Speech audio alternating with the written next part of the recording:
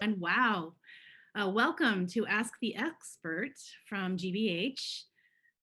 Today we are going to be learning about what I consider my favorite sport, holiday baking, with our expert baker, 𝗟𝘂𝘅𝗂𝗂𝗂𝗂𝗂, who is the head of culinary production at Union Square Donuts. I'm Stacy Buchanan. I'm a senior arts and culture producer at GBH, and I'm also a baking enthusiast. And I'm thrilled that you've all decided to join us today. This is a lot. So before we get started, I would love to give a special thanks to our leadership circle and RLS members. We appreciate your continued and generous support, especially during these crazy times. And before we get started, I would also like to introduce the team behind the purple curtain. They're going to be pulling the strings and connecting you, but you won't see or hear them. And let's get started. My first colleague is Bailey. Hi, Bailey. Hi, thank you, Stacy. Welcome, everyone. So glad to have you here. Unlike us, you will not be able to hear or see you. We will not be able to hear or see you. We hope you enjoy this event and learn a lot about baking. Back to you, Stacy. Okay, thank you. And we will also have Ileana, who will be keeping an eye on the Q&A tab. Hi, Ileana. Hi, Stacy. Thank you so much. As Stacy mentioned, I'll be hanging out in the Q&A tab. We want to hear all your questions, and you can ask your question by opening up the Q&A tab at the bottom of your screen. Be sure to let us know where you're tuning in before you submit your question. And if you see a question you want to hear the answer to, you can vote for it by giving it the thumbs up. We also have closed captioning feature for this event. To turn on the closed captioning feature, click the live transcript button at the bottom of your screen. 2 transcription options will pop up. We recommend that you select the subtitle one to enable captioning at the bottom of your screen. You can also select full transcript. A sidebar window will open up and you can see what the speaker is saying. Please bear in mind that closed captioning might be a little delayed. Thanks, everyone, and we hope you enjoy the event. Great, thanks, Ileana. So everyone, without further ado, I'd like to introduce today's expert, 𝗟𝘂𝘅𝗂𝗂𝗂𝗂𝗂. Sarah, her baking journey began at the Culinary Institute of America, where she earned degrees in baking and pastry arts and food service management. Her first job out of school was working at the world famous Magnolia Bakery in New York City. So jealous. For a number of years you were there where you baked, you cake decorated, you managed the store before you made the move to Boston. Here you've been working in quite a few places, including for Joanne Chang at Flour, where you were overseeing the training of the bakers and cake decorators. And then when Magnolia decided to finally come to Boston, you were fortunate enough to run the shop as their general manager. Again, very jealous. In 2009, Sarah competed on the Food Network's Holiday Baking Championship and now is the head of culinary production at Union Square Donuts, where you have just died and gone to donut heaven. Thanks for joining us today, Sarah. Thank you so much for having me. So I have to, before we get started, I would love to hear more about your experience on the Holiday Baking Championship. I mean, what was it like to participate on a show like that? That was the most incredible experience I've ever had in my entire life. When you watch it on TV and you think, oh my gosh, how did these people think of this in 2 hours and do it in 2 hours? It's really like that. They say, make a cheesecake, put a sugar ice skating rink, ready, go. It's the most pressure you've ever felt in your life, but it's also the most fun you've ever felt. Right. And I bet there are only just like a few cameras following you around as you're trying to like run through like a hectic maze of baking. Oh, for sure. You have, like 3 camera people in front of you. You have one down right near your elbow so they can see everything you're doing right there. I must have elbowed that poor man in his head about 50 times per episode. What was like the craziest, most hectic thing that like happened to you when you were on the show? Well, there was one episode where we had to make jelly rolls. We had to make an imprime, so it's like a jelly roll that has a design piped in it. And I got a little over ambitious and I wanted to make mine really fat and nice and big. But the key to those is to keep them nice and thin so they fold really well. So of course mine cracked and I'm, sweating bullets. I'm like, oh my God, my jelly roll is cracked. I can't go home. I don't want to go home. Oh my God, it was terrible. But I made it through and I made it to the finale. So you can conquer anything, even a jelly roll. What was your favorite thing that you baked on the show?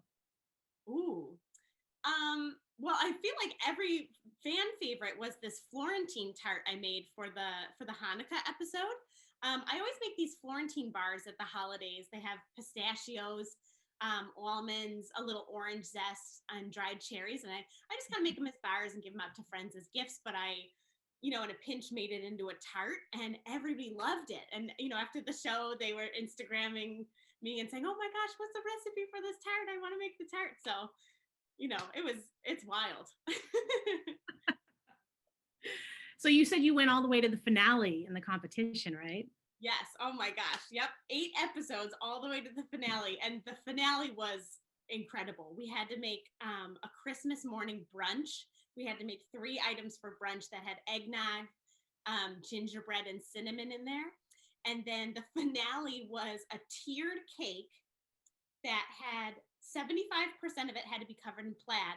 And when you cut into the cake itself, like the crumb of the cake, had to be plaid. It was when they told us we had to make a plaid design in the cake. Oh my God, how do you do that? So half of that episode, I feel like all three of us were just sitting down, drawing things out on paper and making this blueprint of how to make cakes, cut them, stack them, and make little rings so that when you cut into it, it really was plaid. It was incredible. It was the hardest thing I've ever done. I mean, I've always been curious about like the behind the scenes on those competition shows. It sounds like it's all just real and in real time. Oh my gosh, absolutely. And Jesse Palmer was the host of the show, and you get all starstruck, and then he's just the nicest guy. He's the most down to earth, like normal person. He's so sweet the whole time. Did you have a favorite judge? Ooh, well, I feel like coming from a cake background, I wanted to impress Duff, and it's Duff. So of course I was so nervous anytime we had to do a cake challenge or whatever, but yeah, he was great, and he gave really good criticism that I feel like I grew from as the competition went further. I mean, that actually leads into what I was going to ask you next, which is like, what's the big thing that you took away from the whole experience, the big thing that you learned? Not only that, you can make hundreds of things at the holidays, and there are these staple flavors at the holidays that no matter what you make, if you make a cake or some breakfast item or a cookie, you can take these fun holiday flavors and make them into so many different things. Mm-hmm. And when you go to decorate, it's ice skating, snowflakes, Christmas trees, dreidels, there's so many things to choose from that this is why it's the most wonderful time of the year, because you can just bake everything. Do you have a favorite like holiday flavor? Something like your go-to? Well, I do love eggnog. And at Union Square Donuts, we're working on our eggnog donut that's going to be coming next week. And oh my God, I could drink eggnog every day of my life. It's so good. I feel like I don't hear that often. That's really interesting. Actually, I have a holiday baking related question in regards to eggnog. I was thinking about this just the other night. When you're baking, can you replace things like milk and cream with eggnog, just cup for cup? For the most part, definitely. So actually on the show, I wanted to make popovers as one of the Christmas morning items, and I replaced my milk for eggnog, but the eggnog that we had was very thick. So my popovers ended up being kind of dense. So if you do want to use eggnog, but it's a very thick eggnog, like it's homemade eggnog, you can cut it with a little milk to thin it out. So as long as your consistency is good, that's fine. And then you get that wonderful flavor too. Interesting. I think that in regards to the championship questions, we should go on. What's the first thing that you've ever baked for the holidays? So my family has a Christmas cookie recipe that we do every year. And I remember, being little and making these cookies with my mom and sister, and my mom would let me and my sister squish all the ingredients with our hands in the bowls. And it's so much fun when you're little to do that and to roll out the cookies and cut them out. And I've made this same cookie recipe every year my entire life. And it's so funny because, going from when I was a little kid making it to now, I feel like every year I try to outdo myself with the same recipe. So I have, a cookie cutter that's a little snow globe, and I love to do, more intricate piping and stuff, but it's fun taking one recipe and then doing it every year and seeing how it's different every year. So do you have a go-to a cookie dough base that you've built over time? Absolutely. So anytime I'm making a cookie, whether it's a cutout cookie or you want to add some flavoring in there, like graham cracker crumbs or a nut flour or something like that, I just learned a basic 1, 2, 3 cookie dough. So with baking, a lot of it is a ratio. So for cookie dough, I do 1, 2, 3. So it's 1 part sugar, 2 parts butter, 3 parts flour. So, if you want to make a dozen cookies, you cut everything down. As long as it's 1, 2, 3, you're good. And with this recipe, you know, with the dry ingredients, you can take a portion of the flour out, put some cocoa powder or a nut flour, like I was saying, and same with the fat if you wanted to do a different thing than butter, but I recommend butter always. um, but yeah, so just this basic cookie dough, and it's so good because you have that butter flavor. So it's that sugar cookie that you can put orange zest in and make it a little more festive. It's just fantastic. Now, with the 2 parts sugar, would you recommend, like, can you experiment in there with like white sugar and dark brown sugar and like mix it up there too? I mean, I know that I feel like for years I've been looking for like the perfect cookie dough base. And every time I just add a little bit more of the dark brown sugar, I get like a little bit closer to the consistency I'm trying to get. So I've always been curious, like, how far can I take it? You know, can I go all dark brown sugar? Yeah, I mean, you definitely can. I think the only thing I would be a little more, I would cut it with a little regular sugar too, just because brown sugar has that molasses in there. Right. So you might get a little more spread. But yeah, dark brown sugar, you get that like nice warm flavor. Oh yeah, that'd be delicious. I actually love the spread. I know everyone has like their favorite cookie texture. Yeah. I'm a spread. I love like the crunch. Anyway, thank you. That was awesome. I see that we have quite a few questions coming in. So why don't we go ahead and get to it? Sure. My first question here. Oh, so Susan from Niagara Falls. Hi, Susan. She's looking for advice for working with frozen puff pastry. Ooh, sure. So frozen puff pastry, the opportunities are endless. If you're doing something like a Napoleon, you know, if you want to do something like that, where you have it as a sheet, I always put it on my baking sheet with parchment, and then I'll put another baking sheet on top. That way you don't have so many layers that it gets super duper big. You still have all those yummy buttery flavors, but they kind of stay where you want them to stay. They'll stay in that sheet that's easy to cut and easy to stack. Interesting. So I'm going to mess this name up, the name of the item, but Pagano would like to, I make a pâte-à-choux. Pâte-à-choux, am I saying? Yeah, pâte-à-choux, yep. Pâte-à-choux from mini eclairs. I find that they come out beautifully puffed and brown, but sometimes deflate as they cool. I poke a small toothpick holes in them, but it doesn't always work. Do you have any other suggestions to help? So I find that whenever I have pâte-à-choux that deflate a little bit, I'm always scared to overcook them. I always feel like I need to take them out when they have that nice golden brown shell.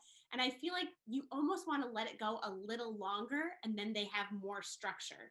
So the longer you let them go and they take on that really nice, you know, brown color, they're more stable. So if you underbake them a little bit, then they get the little, you know, sogginess, and they'll deflate a little bit.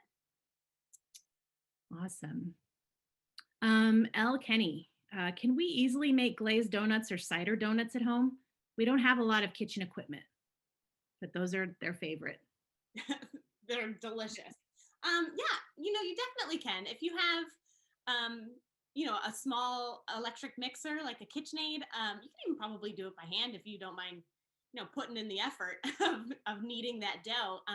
But apple cider donuts would definitely be a little bit easier. Just because they're not yeasted, they would just have the baking powder to give them the little poof. But yeah, you could definitely do this at home. And even, you know, I feel like people get really nervous to deep fry at home because they think they're going to have this really hot oil and they're going to have a lot of oil left over. And, you know, what do I do with this hot oil? You know, as long as you have maybe like 2 to 3 inches of oil so that the donuts can, you know, submerge in there and not overcrowd them, you know, just cook a couple at a time. And it's not so intimidating to have, you know, a giant stock pot full of oil. And then if you have a thermometer, you know, just keep an eye and get that perfect 375. And all of your deep fried dreams will come true. There are many of those. So Allison is asking, a lot of my grandmother's recipes call for shortening. Should I use Crisco, or is it okay to substitute butter? So I would kind of say depends on what you're making. You know, if you're making your grandma's, you know, famous pie crust or something, maybe do half shortening, half butter, because butter will give you the flavor you want. But shortening really does contribute to those flaky layers. So whenever you're doing something flaky, like a pie crust, for example, keep your butter and your shortening as cold as you can. Like I always, pop mine in the freezer or the fridge before I throw it in the oven, because you're usually going to, start a pie off at 400 degrees. And so when cold fat, like cold butter, hits a super hot oven, it creates steam. So the steam will create those layers in your pie crust. So yeah, you can definitely either substitute, part shortening, part butter. And I think as far as doing, something with butter and then doing all shortening, for example, if you wanted to keep it vegan, I really, really like a lot of these vegan butters that are out there right now. My sister is dairy free, and we love this Earth Balance butter, but I like the red box the best. It's the soy free, so it's very, very neutral. It doesn't have a like a lingering kind of plant taste at the end. Oh my God, it's fantastic. Makes beautiful pie crusts. I literally replace it equal amounts for butter in all recipes, and it's never let me down. That's good to know. Yeah, great. You mentioned with pie crust that you get everything as cold as possible when you're making it. I've noticed in a lot of cookie recipes, especially holiday cookie recipes, that the recipes will call for you to bring your ingredients to room temperature. What's the benefit in that? I've never really understood that. Yes, Martha Stewart loves that. She loves to bring all of her ingredients to room temperature. So basically, if you think about it, trying to think of an example, a good example. A muffin or something. If you have all of these cold ingredients and your batter is cold, when you put it in the oven, it needs to go from cold to room temperature, and then room temperature to cook or to bake to whatever you want it to.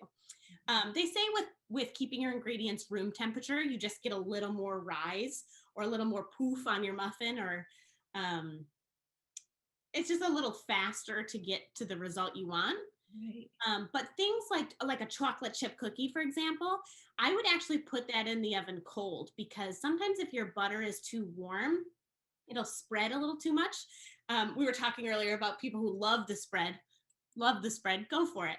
But yeah, if you keep cookies definitely nice and cold before you put them in, they'll hold their shape a little better, especially with cutout cookies, like the Christmas cookies I was talking about before. If you keep those, nice and cold when they go in the oven, they'll hold that nice tight shape. So another part of like cookie baking recipes, I also noticed that they do call for putting them in the refrigerator for a few hours before you bake, which you've just explained really well. But I'm wondering, how long can you keep them in the refrigerator or the freezer? Like, can people start making their cookie bases right now, putting them in the fridge, and then like in a week or two, start making their cookies with it? My general rule of thumb from working in kitchens and stuff is, if you have a cookie base that has egg in it, for example, like a chocolate chip cookie, because it has egg, I wouldn't push it more than a week. Just because if you crack an egg and keep it in the fridge, you know what I mean? Leftovers, you would keep like 5 to 7 days. So anything with dairy, I would keep about a week. But a lot of great recipes, you can make the cookies or make a bar or, something like that, and then freeze it after you've already baked it. So sometimes, if I have a lot of holiday gift baskets or stuff to do, I'll plan to do my recipes that I can then freeze and pull.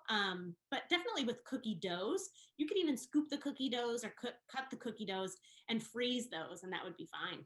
That's a good idea. Yeah. It's all about preparation. I know. I personally, I love the holiday baking. Like I said, it's a sport for me, and I tend to like go a little overboard every year, but there is always a moment of just terror when I realize like how much I've set myself up to do. I enjoy the process, but there's just that moment right before where it's like, did I line all this up right? Am I going to bake something too quick and then it's going to go stale? And it's like you have to be a project manager for the whole experience. I always joke, wherever with my staff, I always joke that the holidays are like the Olympics of baking. You know, all year training and pushing yourself to your limits, and then the Olympics come, and that's your time to go as hard as you possibly can. I couldn't agree more. It's time. It's time. All right, here's a question from Shelly. Hi there, my name is Shelly and I am 12 years old. You inspired me to learn to bake over the past year, but there are still a few things I can't figure out how to do. When I make frosting, it never turns out like it does on TV. It turns out all soupy instead of whipped like normal frosting and icing. Do you have any advice for that? Thanks, you're amazing. Oh, thanks, Shelly. Yes, I have tons of icing advice. So kind of depending on what type of icing you want to make. I like to make an American buttercream a lot of the time, that I'm doing a lot of technical decorating and stuff, because it holds its shape really nicely. Mhm. My advice with that would be to get your butter at room temperature, and then mix your butter up in your mixer with your hand mixer, before you add the powdered sugar, and keep it nice and room temperature. If it's a little, if you pop the butter in the microwave to soften it a little bit and it gets kind of melty, stick it back in the fridge, harden it up again, and really keep that room temperature, and it'll be the consistency you want. As far as making like a Swiss meringue buttercream or an Italian meringue buttercream, a little fancier with the cooked sugar, it's all about the temperature. So whenever you cook that sugar, make sure that you're following to the temperature on your recipe. I like to make, one of my go-to icing recipes is Martha Stewart. And she does this Swiss meringue buttercream, and Swiss meringue is always the most stable. So she gets the egg whites and the sugar, the granulated sugar, and puts it on a double boiler, so on your stove. And, just with a little spatula moving it around so it, warms up evenly. And her trick is you put your finger in the egg whites and swirl your finger around. And when it's hot enough that you want to take your finger out, and you kind of rub your fingers together and you don't feel any sugar, you're done. Because that means all of your sugar has melted, and it's warm enough to be added into your mixer, and it'll whip up really nicely. And again, just watch that butter and keep it room temperature when you add it in. So what about like cookie icing? Like, the liquid icing, the spreadable icing? This is one that I struggle with every year. And I'm like, it gets too runny. Like it'll either get too thick too fast so that I can't design, or it'll get too runny and just kind of run off the side of the cookie. What are the perfect ingredients to make like that perfect like icing that you can just decorate with, that won't like spread too quickly? Like, do you have that secret to life? I do. And it's so funny that this question came up. I actually just had this conversation with my mom and aunt last week. They were making some cookies with my grandma. So I love royal icing with decorated, Christmas cookies like that, because it dries hard. And they really last a long time. So I can have, a plate on the counter with saran wrap, and, me and my husband can go at it for a couple days. But for my royal icing recipe, what I found to be the best is in your KitchenAid, you're an electric mixer, add powdered sugar. So as much icing as you want. If you're making a lot, maybe do like a whole bag or half a bag. And then crack your egg whites in a separate bowl. And then while the mixer's on low with the paddle, not the whip, the paddle, stream in your egg whites just until the sugar looks wet all over. And then bump your mixer up to like medium high speed for exactly 7 minutes.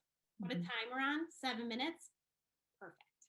And if you want it a little stiffer, so you can, pipe a leaf on like a poinsettia, add a little more powdered sugar. Or if you want to dip all of your cookies first before you stiffen it up to pipe, you can always add a little water. But yeah, that powdered sugar, egg whites for 7 minutes, it's flawless.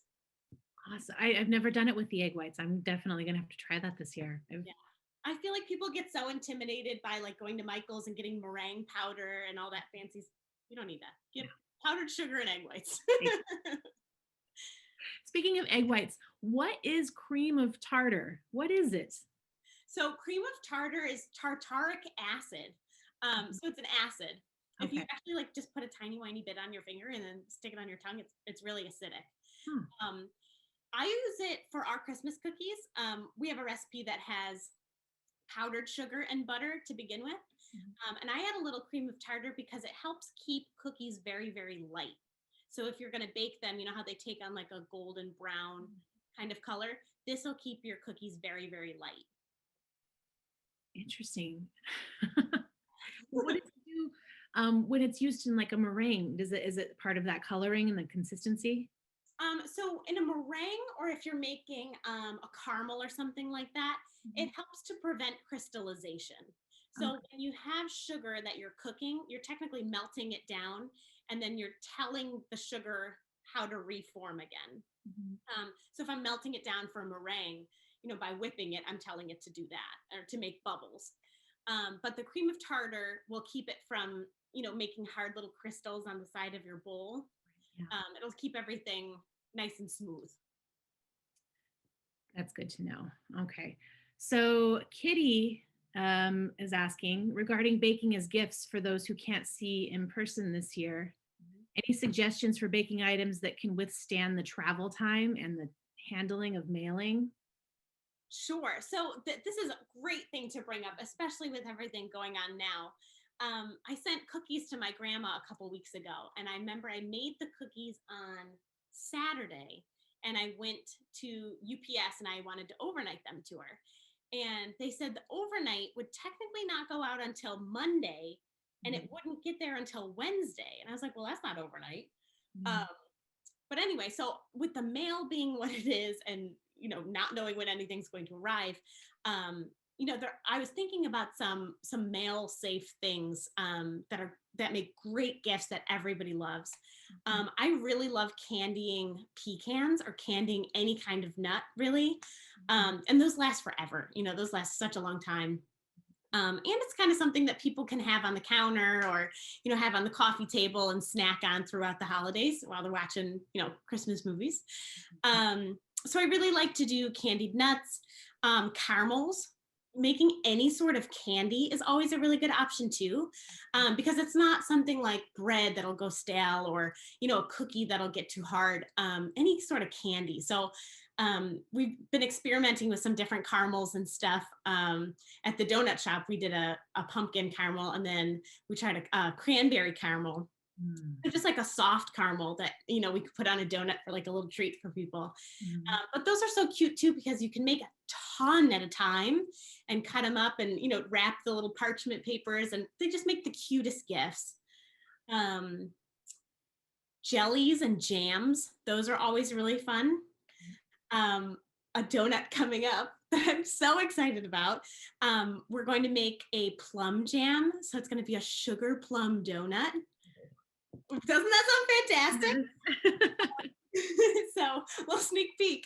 But yeah, so like jams and jellies, you know, they're so easy to make, and you can can them. And again, they last forever. And they just make such great gifts. And then something like that people can enjoy for, you know, weeks. Right. Linda's asking, when creaming butter and sugar, my mixture always seems to come out grainy instead of creamy. I have the butter at room temperature, so I don't understand why I'm having this issue. I think it would probably depend on the recipe you're using. Some recipes do that. They have more sugar than butter. So they do get grainy like that. But I also think that when it comes to creaming butter and sugar, it's very dependent on what you're making. So if I'm making a chocolate chip cookie, for example, I always use that as the base. You want to cream your butter and your sugar just until you don't see any butter lumps, but then stop. You don't want to have any of the big, you know, little white chunks in there. If you over cream things, creaming is a way to aerate whatever you're making, so it pushes air into your product. So if you cream the heck out of your butter and sugar before you make chocolate chip cookies, they can get kind of spongy and have like a good amount of lift to them. But for a cake, when you want that, you want them to be fluffy and full of air and soft and pillowy. That's when you really, really, really cream your butter and sugar together. Maybe to prevent it from being too grainy, maybe cream it more than you think you need to. And always do it on like a medium high on your mixer. Yeah, that makes sense. Kathleen is asking, how about substituting maple syrup in your sugar cookie recipe? Is there a ratio? Ooh, So the only tricky part about substituting, syrup or honey for sugar would be the added liquid. So, maple syrup, whereas it is very, very sweet, does have a lot of, liquid or water in there. That could make it a little too runny. If you wanted maple flavoring, you could probably add a little bit. You could make the dough normally with the butter and sugar and then add some maple syrup to it, just a little bit. Or they have some really good maple extracts out there too. So if you wanted to do an extract, you could do that. But a little goes a long way with the maple extract. Right. We learned that on the Holiday Baking Championship, let me tell you. They were like, calm down with the extracts. So Sue is wondering, is it better to refrigerate your cookie dough before making cutouts and baking? Either way, you could refrigerate it first. I always refrigerate it after, because when you mix the dough and it's nice and soft, it's so much easier to roll. And then you can cut and then you can refrigerate. And then your butter is nice and cold, so it's ready to go in the oven. Some recipes, I'm trying to think of one that I use. I have a chocolate crinkle cookie recipe that has you make the dough and then refrigerate it for a really long time. But that just helps the dough tighten up. Sometimes, if it's an oil-based cookie, it needs that time to solidify and tighten up and stuff and have the flour absorb all that liquid. Right. Samantha's wondering, in your 1, 2, 3 cookie base, how many eggs do you put in there? So if I do the 1, 2, 3 cookie base, I usually do like a half a pound of sugar, a pound of butter, and then a pound and a half of flour. And I feel I'm always so used to doing like a pound of butter at a time, which I feel like is a lot to normal people. So you could always cut that down, but that's usually what I go off of. And then I'll add 1 egg. So 1 egg, a pinch of salt. And I always like to jazz it up a little bit and put, some lemon zest in there or orange zest. You can do a little orange zest and some clove and make it like nice and Christmassy. Yeah. Liz from Arlington. So what advice would you give to new bakers getting started in the baking world? Ooh, I would say it's not as intimidating as it seems. I feel like everybody thinks that baking is very daunting because it has to be so precise and exactly this and exactly that, or you're not going to get what you want. There are so many things out there, so many recipes that are nice and easy and just showstoppers. There are so many things out there that don't actually require that much, precise measuring and sugar molecular breakdowns and stuff that can just be fantastic. And in the long run, we bake to make people happy. You make a cake to celebrate something, you make cookies to give to somebody so they feel better. Baking can be this incredible art form that you never even knew was the outlet you were looking for to be artistic, but it just makes people happy. Who doesn't like baking? Or baked goods. Yeah. Okay, that's great. Thanks, Sarah. So I want to take a moment to thank everyone. We've got a ton of questions to get through here, which is exciting. But before we keep going, I would like to take a break and introduce everyone to another colleague of mine, Jamie Reese. Welcome, Jamie. Hi, thank you. And hello, audience at home. Thank you so much for spending some time with us while we ask today's expert, Sarah, about baking, and just in time for the holidays. Viewers and listeners turn to GBH for many reasons, whether it's to learn new baking tips and tricks, or to simply be entertained for a while. If you feel GBH is worth watching, worth listening to, and worth supporting, then please consider making a donation. Just like all the desserts we've been talking about this afternoon, your support of GBH would be so sweet. So today, when you show your support for WGBH, or that's GBH, by making a one-time donation of $60, or by giving $5 each month as a sustaining member, we'll say thank you by sending you this navy blue vintage WGBH tumbler as a special thank you gift. This tumbler is just what you need to keep your coffee, your tea, and your hot cocoa warm on a cold winter's day. Please visit wgbh.org/support events to make a donation in any amount. Every dollar our donors give really makes a difference at WGBH and helps us continue to produce great virtual events like this one year-round on a wide range of topics, from baking to birding. So simply click on the link in the chat tab now, or you can text baking to 800-492-1111 using keyword baking to make a donation. That's again, 800-492-1111, or clicking on that link that you see in the chat tab. Thanks in advance for your support. And now back to more baking tips and tricks with Stacy and Sarah. Thanks so much, Jamie. Yeah, we really appreciate your support. And so just to reiterate what Jamie says, you can go to wgbh.org/support events to make a donation today. All right, let's get back to these questions, shall we, Sarah? Great. Okay, so Anne, hi there. I love making scones. I do too, Anne.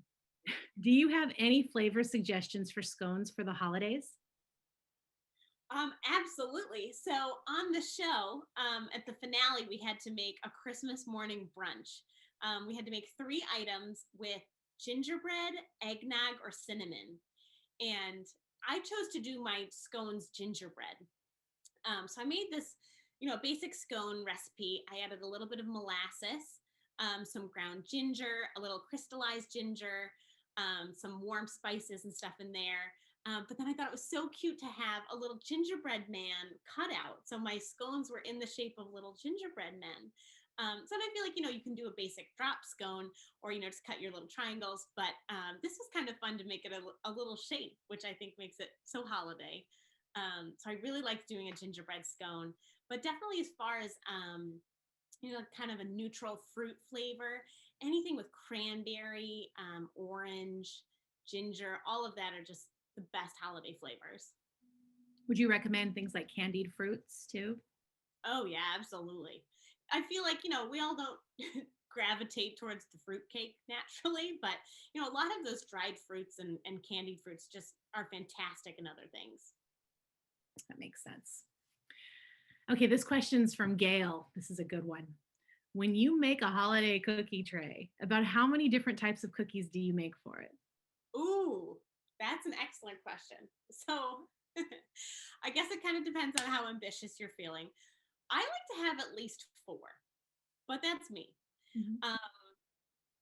That way everybody's covered. You can have one thing that's kind of more fruit forward, something kind of caramel or sugar cookie for the people that like, just a nice sweet little treat. Mm-hmm. Got to do something chocolate for all the chocolate lovers out there. And it'll give you a different opportunity to have different colors going on, different decorations going on. Don't go crazy and try to do 15 different cookies or something for one Christmas. That's a lot for anybody. But a couple different kinds, it just covers your whole audience. Right.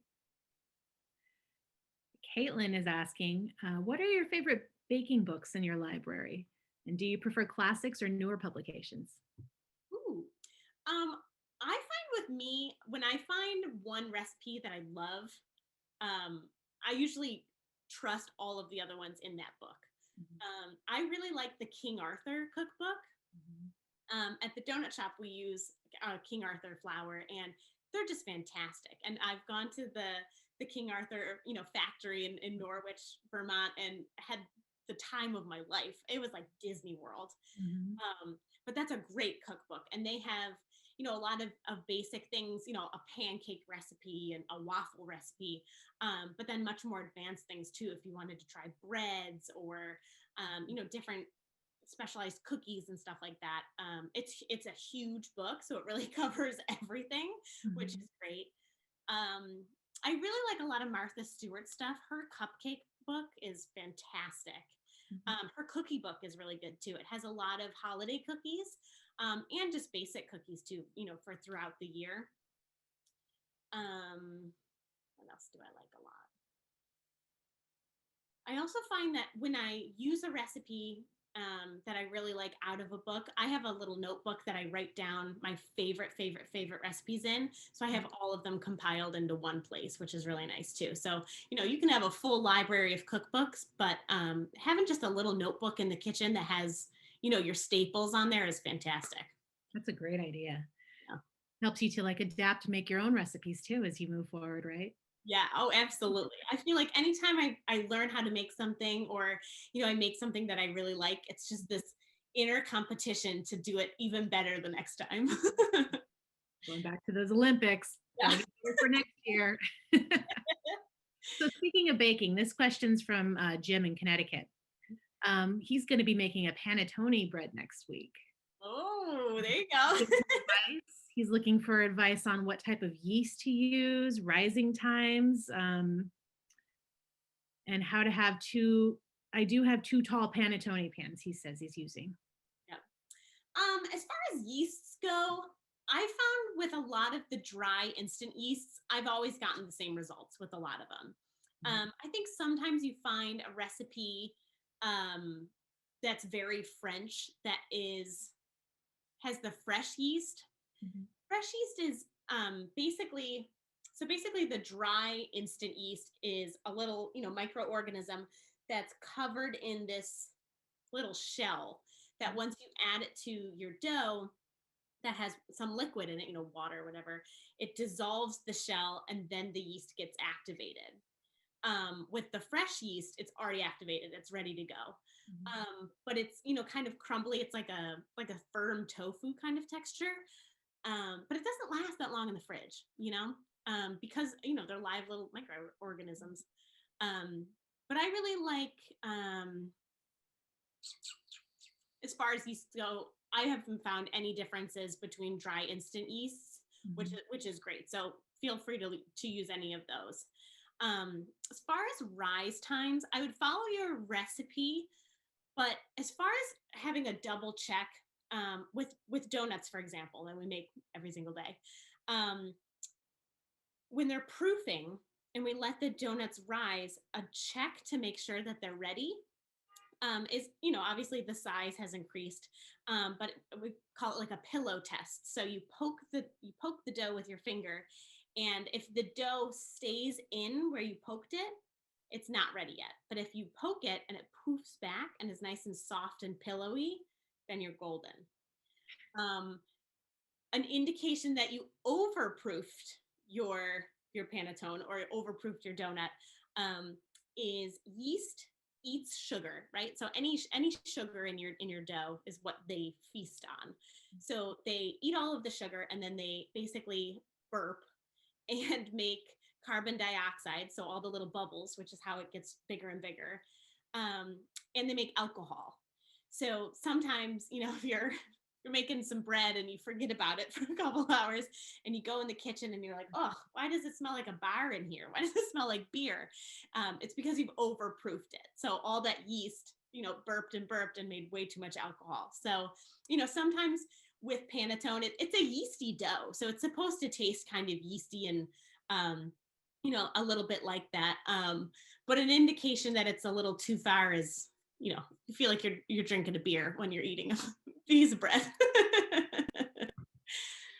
I've done that. I did that quite a bit over the summer. It's hard because the yeast love the hot temperature. So that makes sense, the warmer they are, the happier they are, they're partying, so any proofing in the summer, you have to watch it like a hawk. Yeah. So Holly's asking, Holly from Marion, when working with meringue, can you use confectioner sugar instead of granulating sugar?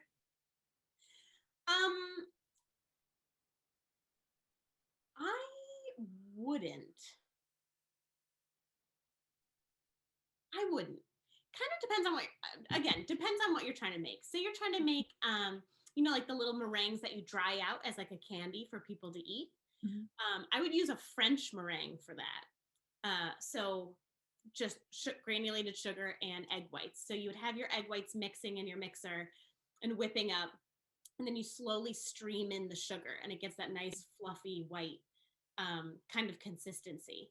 A French meringue, you would always want want to bake or dry or something to cook it because it has the raw egg in it. Whereas the Italian meringue, if you were making, an Italian meringue buttercream, or if you were making French macaroons,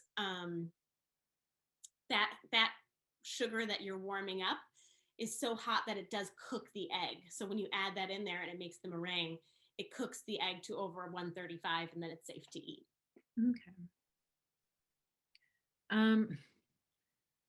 What's your favorite part of baking? Oh, my favorite part of baking. Yeah. Well, I want to say eating it, but That's what I was gonna say. yeah.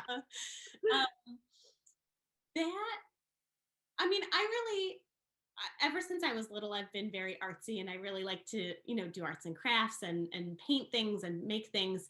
So I love that that's something you can do with food. It's like painting, but with food, or creating art, but with a whole different medium. So I really like the artistic outlet. I really kind of find that baking is very stress relieving. If I'm having a busy day or I'm sad. I mean, how many times have we, been in a pickle or been in a sad time and been like, oh, I'm going to bake something that'll make everybody feel better. Baking is just one of those incredible things that just turns everybody's day around. If you're heading into the office for a 4-hour meeting, but your boss brings donuts, you're going to have a good meeting. That is true. Mary's asking, so I know you said the baking championship was done in real time, but did you know the identity of any of the items you had to bake ahead of time? No, it is exactly like it looks on TV. It's us standing there in front of the judges, and then, Jessie says, okay, bakers, your secret ingredient is cranberry sauce. And you just drop, what am I going to do with this? It really is incredible TV, because you have to think on your toes and you have to constantly be able to adapt and change your mind on a dime. So it's, thank goodness. I feel like you don't realize how much you know, and how good you are at fixing things that are broken, or making things look smooth that are not, until you're put in these high pressure situations. But you just realize this whole other thing that you had going on that you didn't even know. Yeah. It is truly a high pressured competition. But that's why the stakes are so high, and that's why the audition process and the narrowing down of contestants, it's so it's brutal, because it's pushing you to your limit for sure. Yeah. So Terry's asking, can you freeze cookie dough whole before you divide it up or scoop the cookies? Divide it up and scoop the cookies, sorry. I'm sorry. I would scoop the cookies. I would scoop them, just because if you freeze it and then, bring it back up to room temperature to scoop it, anytime you're messing with the liquid in something, I mean, for the most part, if it's butter and egg, it's fine. If something has a lot of cream in it, or, not so many stable liquid ingredients, it gets a little weird if you thaw and freeze and thaw and freeze. So I would always recommend making your dough and scooping them into the portion that you would put it in the oven, and then freezing it. So, a lot of the times I'll make chocolate chip cookie dough, I'll make a huge batch. I'll, shape all the cookies and put them in the freezer. And then, if we have people coming over, just throw a couple in the oven. And then it's like, oh, here's some scratch chocolate chip cookies that I just whipped up for you to come over, That's the secret, isn't it? Yeah. Oh, yeah. Then people always want to come to your house. Right. If we go from regular sized cupcakes or muffins to make mini ones, how do we keep from burning them? Is there a good rule of thumb on shortening the time? Ooh, yes, definitely shorten the time. A lot of the time, I mean, I know this sounds so bizarre, but in culinary school, they don't tell you any times. They don't tell you, these cupcakes will bake in 22 minutes. All my chefs say, when it's done, it's done. So you've learned to know when things are done, not by a timer, but just how it looks and how it feels. Everything I pull out of the oven, I always touch it, because I feel like I've, been trained to do that. So as far as, mini muffins or mini cupcakes, for example, use your same batter that you would use for regular size. Obviously scoop less into the little minis, but I would kind of do maybe like 5-minute or 10-minute increments, and then just take a look at them. Pop your oven open, have a look. Have they risen all the way? Do they look wet in the center, but kind of dry and poofy on the outside? Then you would know to do more time. And same thing with the proofing. If you push the top of the muffin and it springs back, then it's good. If you push it and it stays down, it's not done. Same with a mini cupcake. Cake is great for that. It'll always fluff back when it's done. You can always do a toothpick test, to stick the little toothpick in there. If it comes out with some wet dough, put it in there for a couple more minutes. And then if it comes out clean, you're golden. Yeah, I watch everything and I touch everything constantly. That makes sense. Yeah. Carolyn is asking, generally we shouldn't eat uncooked eggs. So how can the uncooked egg whites and icing be safe? Oh, excellent question. Yeah. I'm about to get Bill Nye the Science Guy on you right now. So sugar is hygroscopic, meaning that it pulls moisture out of things. So when you make a royal icing, like I was saying before, with the powdered sugar and the egg whites that dries hard, it's technically being cooked because it's drying. So that liquid, any moisture or wetness or liquid is where bacteria grows. But because it dries, it eliminates that moisture and then it's cooked. But a good rule of thumb is like, with the Italian meringue buttercream, if you're cooking it to softball stage or like a 240-degree sugar, when you add it to the egg whites, it'll always make your egg whites higher than 135. And 135 is when it would kill the bacteria and make it safe. Rhonda's asking, what's the best type of sponge cake to use for a Yule log? What, bûche de Noël? A bûche de Noël, yeah. Bûche de Noël, yeah, a Yule log.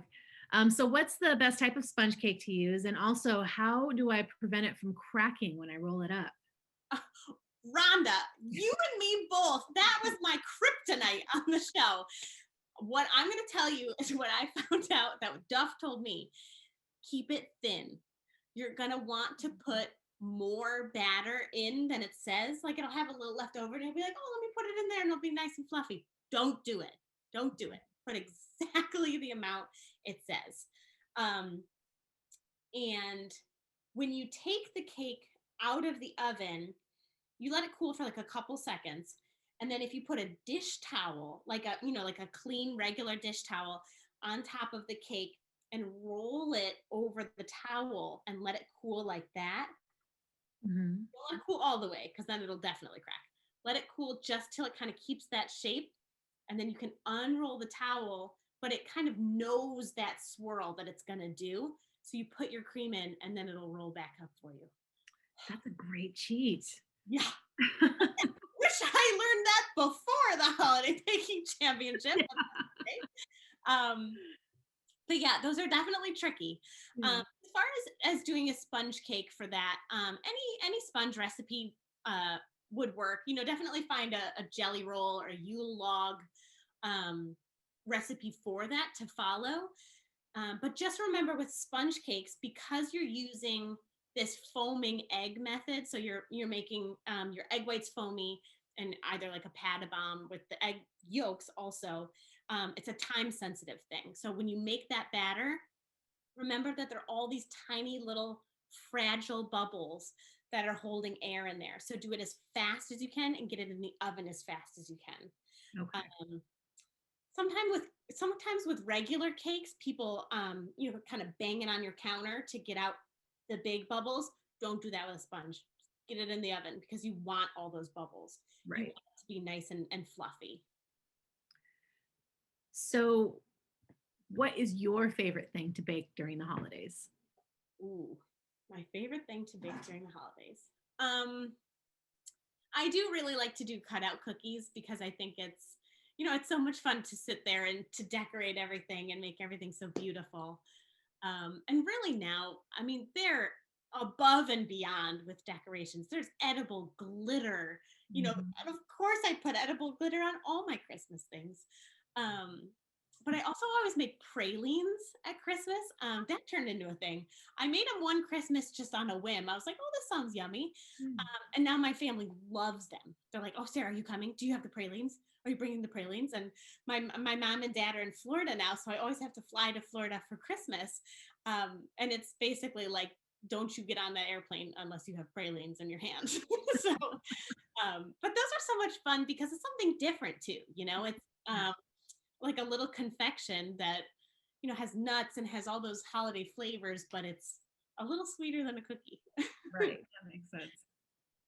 So it looks like we are getting close to time.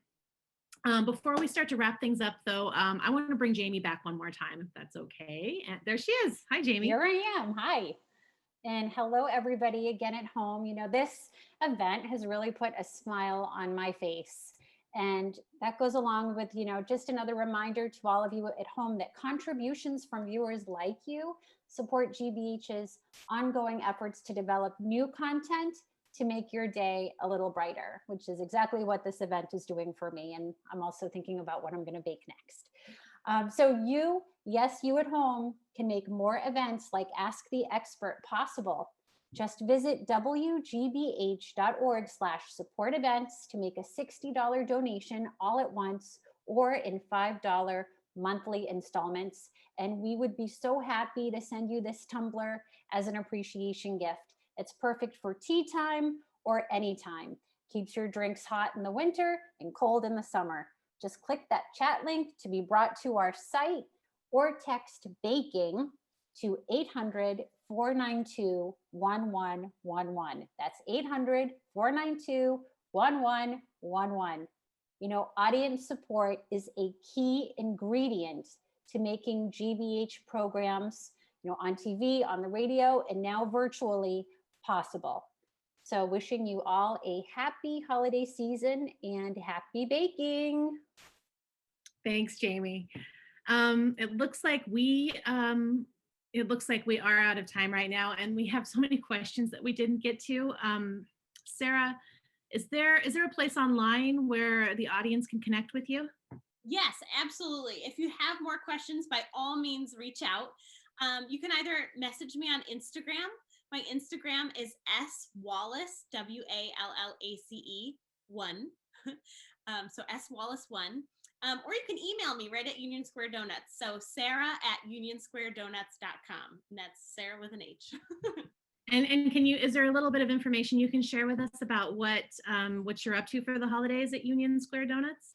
Yes. Oh my God. So we just dropped our Hanukkah menu. So all of our 𝗧𝗵𝗂𝗂𝗅 are on the menu now. We have a homemade strawberry jelly filled donut that's tossed in snow sugar. So that like nice sweet powdered sugar. We did an orange marmalade that's tossed in a clove scented sugar. We have the 𝗙𝗲𝗂𝗂𝗂 pistachio, which is fantastic. It has some honey, cardamom, that beautiful tahini flavor, and the pistachios. And then we're also doing a Nutella cream. So it's beautiful, I know, Nutella pastry cream with dark chocolate and then toasted salted hazelnuts on top. So absolutely fantastic. We're also working on a babka that's made with donut dough. So it'll be this beautiful loaf of bread, but made of donut dough, with dark chocolate in between the layers, all swirled up. Yeah, Hanukkah's going to be delicious this year. I don't know if you can hear or see the mouth watering going on right now, but it's so great. Thank you so much. Oh, and also the pistachio Florentine tart that you were talking about earlier. So everyone, Sarah provided us with that recipe this morning, and thank you so much for doing that. The recipe is available on wgbh.org/holiday recipes. I will be making that for sure this year. Yes, enjoy. It's fantastic. And thank you so much